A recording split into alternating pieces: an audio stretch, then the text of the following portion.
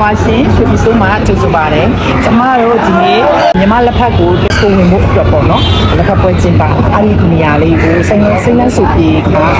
နေရာလေးကိုရောက်ရှိနေတာဖြစ်ပါတယ်ရှင်အဲ့တော့ကျမတို့လက်ဖက်ပွဲမှာဘာတွေကျင်းပါလဲ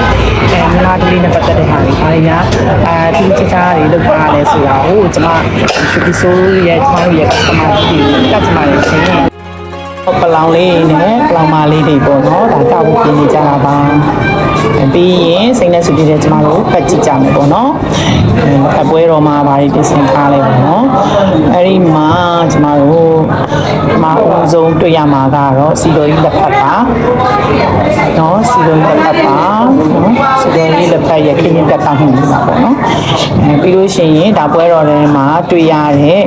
ခဲညင်ဒီနဲ့ဆလရွက်နဲ့ပေါ့နော်ဒါကိုရီးယားအစားအစာလို့စားရတဲ့ပုံစံလေးပေါ့နော်ဒါလေးတွေတွေ့ရပါမယ်ခဲညင်ဒီလေးတွေမှာလှထည့်ထားတာပေါ့နော်ပြီးလို့ရှိရင်ဒီမှာတော့လက်ဖက်အစုံပဲပေါ့နော်ပွဲတော်နေရာကျမဒီလက်ဖက်ဒါလေးတွေတော့ကျွန်မမစားလိုက်ရဘူးပေါ့နော်ဒါလက်ဖက်ရဲ့ပြင်ဆင်မှုစမ်းတစ်တီထွင်မှုတွေပေါ့နော်အဲ့ဒါတွေကျမတို့ဟိုဒီလက်ဖက်ပွဲတော်မှာလေ့လာသိရှိခဲ့ရပါတယ်အမှဒါပလောင်လက်ဖက်တုပ်ပေါ့နော်ပလောင်လက်ဖက်တုပ်ကတော့ပြောင်းမှုတွေမြေပဲတွေနဲ့တုပ်တဲ့ဟာပေါ့နော်နောက်ပြီးတော့ဒါကတော့ဥက္ကကတော့စိန်ရဲ့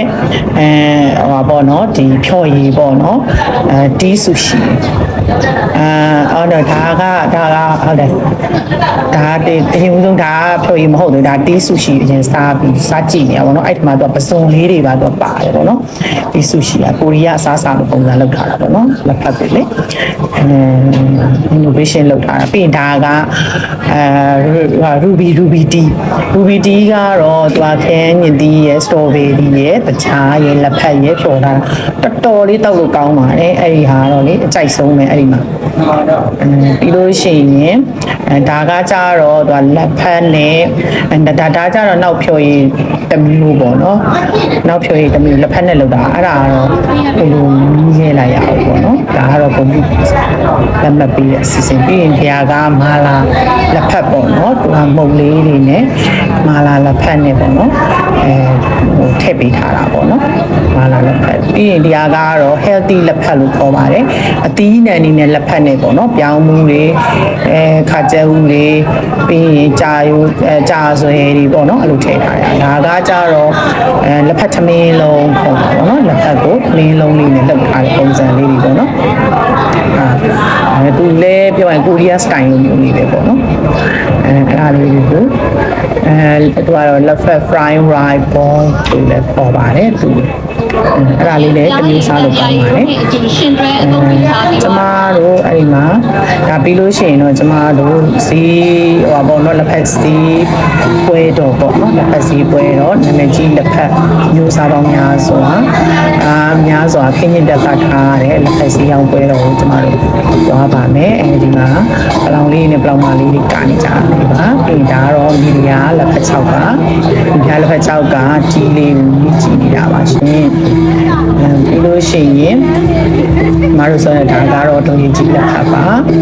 နော်လက်ဖက်မျိုးစားတော့ဒီမှာအများကြီးပဲပေါ့နော်ဥက္ကရှိတယ်အရေးတောင်းရှိတယ်ချွေးစိန်ရှိမယ်အမှုမရှိမယ်နော်နောက်ပြီးတော့အမှနောက်တဲ့လက်ဖက်တီကမောရှမ်းရှိမယ်အဲ့ဒါလေးလည်းရှိပါမယ်လက်ဖက်အဆူရောလက်ဖက်အချောက်ပေါ့နော်ခင်းချင်းပြတ်သားထားတဲ့ပုံစံလေးတွေကအရင်ကိုတကယ်ကောင်းပါတယ်ပြီးရင်ဒါကမင်းဗမာလက်ဖက်ပါဗမာလက်ဖက်ကိုသူကစီမပါပဲနှက်ထားတဲ့ဟာလေသူကခင်းနေချက်လို့ရအောင်ပေါ့နော်စီမပါပဲနဲ့အရသာပါတယ်လက်ဖက်ပေါ့နော်သူကကြတော့ပြီးလို့ရှိရင်fatty ဆိုတဲ့သူကကြလက်ဖက်နဲ့ green tea နဲ့ဆက်ထားတဲ့ဟာလေအရင်ကောင်းတယ်အဲ့ဒါလည်းလူကြိတ်တူစောင်းခဲ့ရသေးတယ်အဲ့ဒီမှာလေအဲ့တော့ဟိုရတဲ့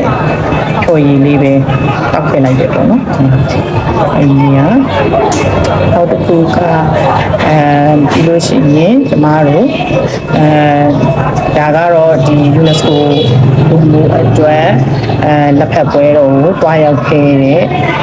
အတွေ့အကြုံလေးကိုကျွန်မ sharing ပြန်လုပ်ပေးတာပါရှင်ဟုတ်ကဲ့ရွှေပြည်စိုးလက်ဖက်အကျော်ကတင်ဆက်ပေးတာဖြစ်ပါတယ်ရှင်ကျမတို့ရွှေပြည်စိုးလက်ဖက်အကျော်ကိုအားပေးခြင်းနဲ့ဆိုလို့ရှိရင်တော့ကျမတို့ရဲ့ TikTok page မှာ Facebook page မှာတော့